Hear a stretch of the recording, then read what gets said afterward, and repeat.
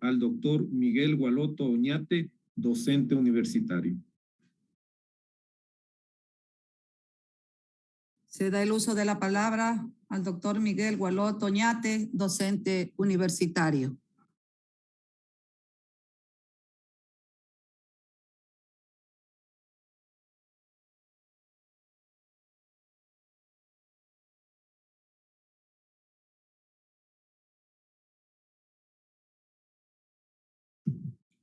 No se le escucha, por favor, doctor, encender su micrófono.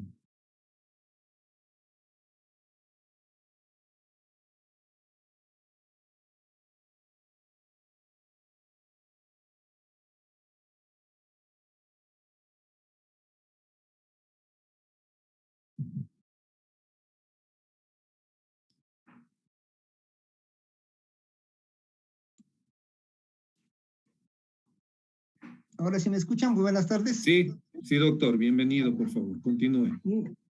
Muy buenas tardes, señores asambleístas. Les agradezco primero por la invitación, por la oportunidad de presentar aquí. No quiero cansarles con muchos datos. Si me permiten también, por favor, me autorizan a compartir la pantalla. No quisiera cansarles con datos que mis dos antecesores ya lo hicieron. Dieron algunos datos que son de relevancia, de importancia. Sin embargo, debido a que también me he dedicado a la investigación científica, es de mi interés de no solamente decir que el Ecuador sí debe sumarse al programa de conservación de la fauna antártica, sino ir un paso más allá. Yo había preparado más bien como una propuesta que venga de parte del Ecuador, a más de que se sume, hacerlo en forma mucho más decisiva, aportando con una propuesta. Todos esos tallos de introducción no los diré, no los mencionaré por cuanto muchos de ellos ya se ha dicho y lo dijeron mis antecesores. Solamente quiero referirme a la cuestión del hecho de la creación de estas áreas protegidas. Entonces deben saber que en sí la Antártida como tal ya es un área protegida en todo su territorio y su área de influencia. Sin embargo, en el 2009, los Estados Unidos con Nueva Zelanda emitieron una iniciativa de crear una zona protegida en la zona del Mar de Ross en la Antártida. ¿Ya? Pero esta propuesta no fue bien aceptada, bien vista sobre todo por Rusia y Ucrania. Ellos porque decían que ya siendo la Antártida una zona protegida, le veían mal un área protegida dentro de una área protegida. Ya, y eso principalmente se sustentaba en el hecho de que las compañías norteamericanas y japonesas estaban siempre, no han dejado de presionar y de mantener sus intereses en la explotación de los recursos, no solamente marinos, sino también minerales de la Antártida. Entonces, además se emitió el comentario de que la Comisión de Conservación de Recursos Marinos no tenía autoridad para aprobar este tipo de propuestas. ¿Ya? Sin embargo, nosotros debemos saber, y todos hace 4 años, el hecho de que la Antártida, gracias al convenio del Tratado Antártico, desde el 61, es un espacio dedicado a la investigación, a la paz, y dedicado específicamente a la ciencia. Y es importante que la conservación no solamente del mar, sino de todo el ecosistema y la riqueza asociada a este continente. Para el 82 se inicia ya con los problemas de pesca del krill antártico. En virtud de eso, la Convención para la Conservación de los Recursos Vivos y Marinos de la Antártida estableció algunos lineamientos con respecto a esto para regular la pesca en la zona del mar austral, y no solamente para el krill antártico, sino también para la merluza, considerando el krill antártico como el eslabón principal de la red trófica de la Antártida, ¿ya? Esta convención está, como ustedes saben, integrada por 24 países y también con la participación de la Comunidad Europea, que en forma conjunta toma las decisiones siempre y cuando haya consenso en cualquier tema relacionado a la conservación de los recursos y la diversidad de la Antártida. Como ya mencionaron mis antecesores, la pesca de merluza empieza en el año 90, ¿ya? Y principalmente se habla del Mar de Ross, que es la zona considerada la zona más limpia, muy rica en diversidad, no solamente en peces, sino también en muchas aves y mamíferos acuáticos. Estas áreas de protección áreas protegidas marinas, pues podrían cumplir un rol importante para poder conservar justamente a esta diversidad.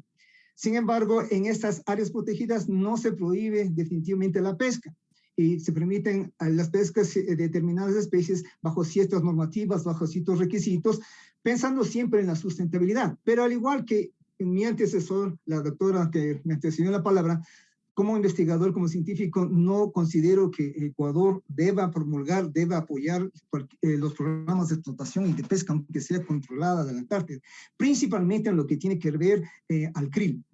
Estos intentos de la creación de áreas protegidas dentro de la área protegida mayor de la Antártida ya estuvieron algunos intentos de ejecutarse y de realizarse, y entre reuniones consultivas, tanto en el 12, en el 2013, 2014, no tuvieron un consenso y por lo tanto no llegaron a aprobarse.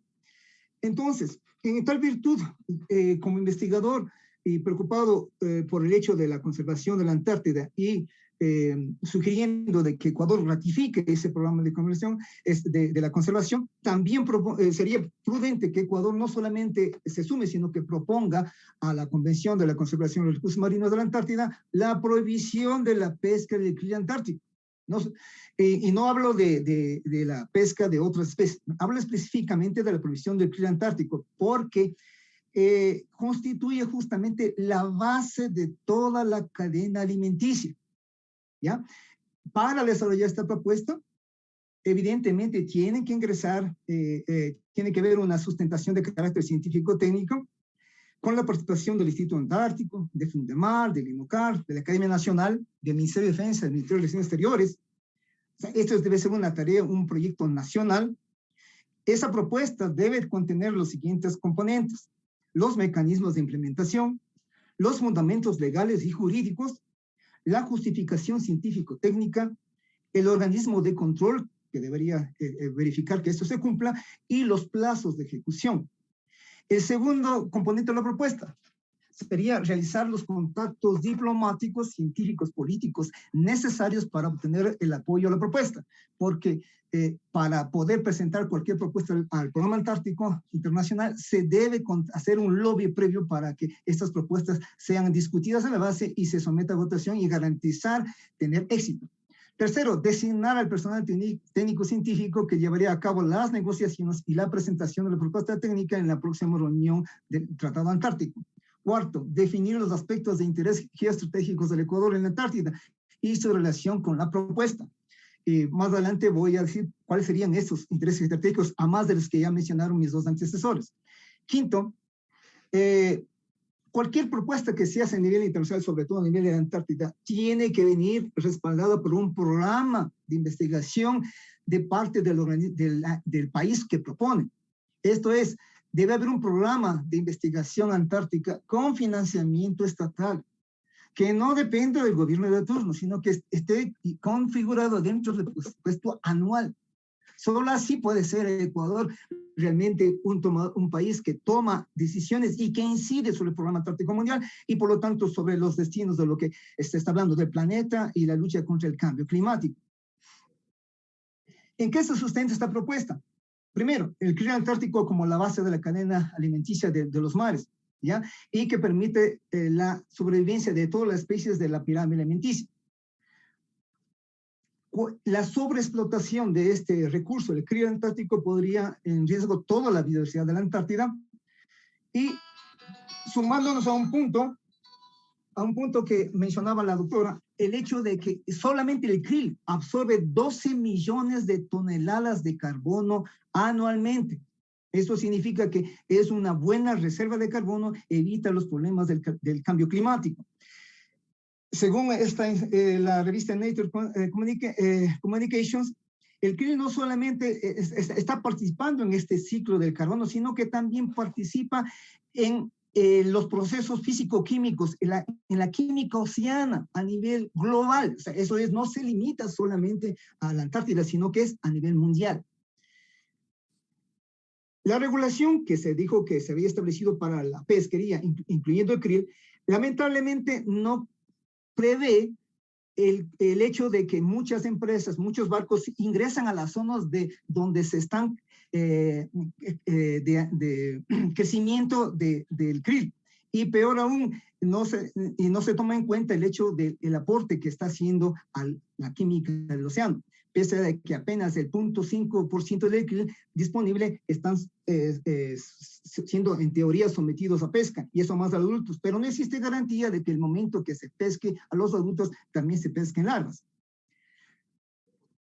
Los ecosistemas marinos, incluido el Antártico, ejercen una serie de procesos bioquímicos a escala global mundial, y el problema es que la sociedad, el mundo, la ciencia, conoce muy poco todavía de estos procesos, y por lo tanto los alcances del krill para modificar estas características a nivel mundial. Por lo tanto, es importante esto de prohibición de la pesquería del krill. Por otro lado, si disminuye el krill, también va a haber problemas en cuanto a la fertilización. Cuando el krill muere, libera nitrógeno, libera fósforo, que permite el crecimiento del fitoplancton, que, como ustedes conocen, es la base. Primero está el fitoplancton, luego el zooplancton, y luego vienen todos los organismos que dependen de estos, ¿no? Entonces, al hacerlo también participan en la circulación del hierro y otros nutrientes en todos los océanos del planeta.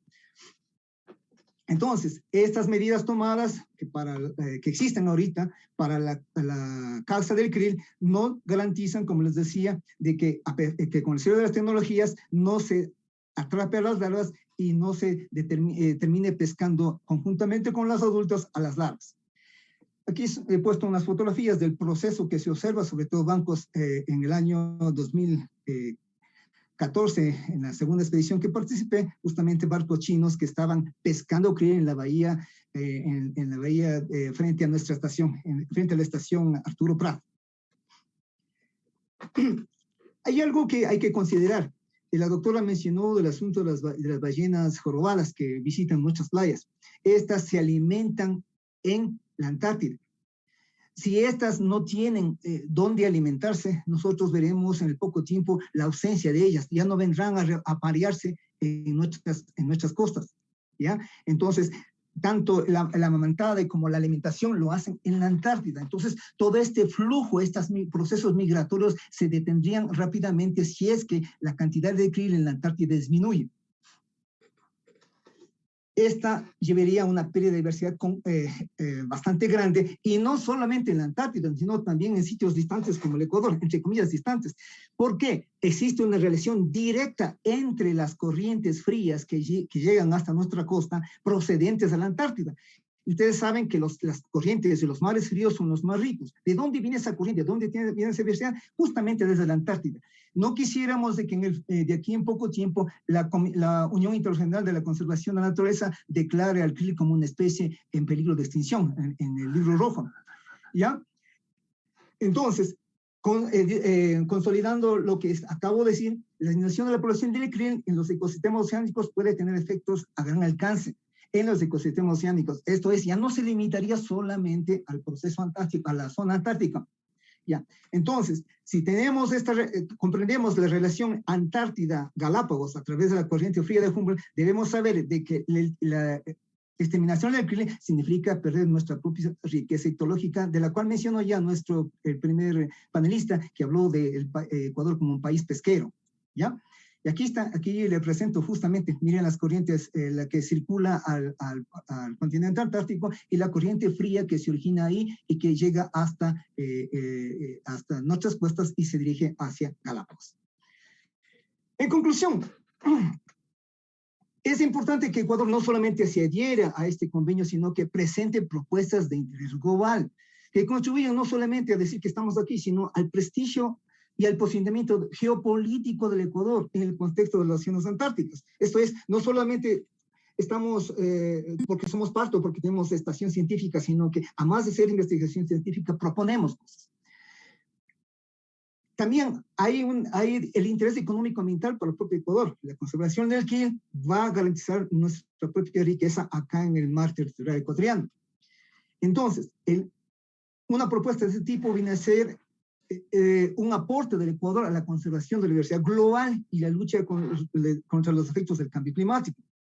Y finalmente, yo creo que el organismo importante y llamado para hacer eso es el Congreso Nacional, que puede y debe hacer este tipo de propuestas de relevancia internacional, con el apoyo, evidentemente, de la Academia Nacional y las instituciones que antes les había mencionado, incluyendo Cancillería, a través de la cual se puede llevar a conocer nuestra posición de Ecuador, no solamente como participantes de este convenio, sino con propuestas concretas. Esta sería mi propuesta y les agradezco mucho por haberme invitado a realizar esta presentación.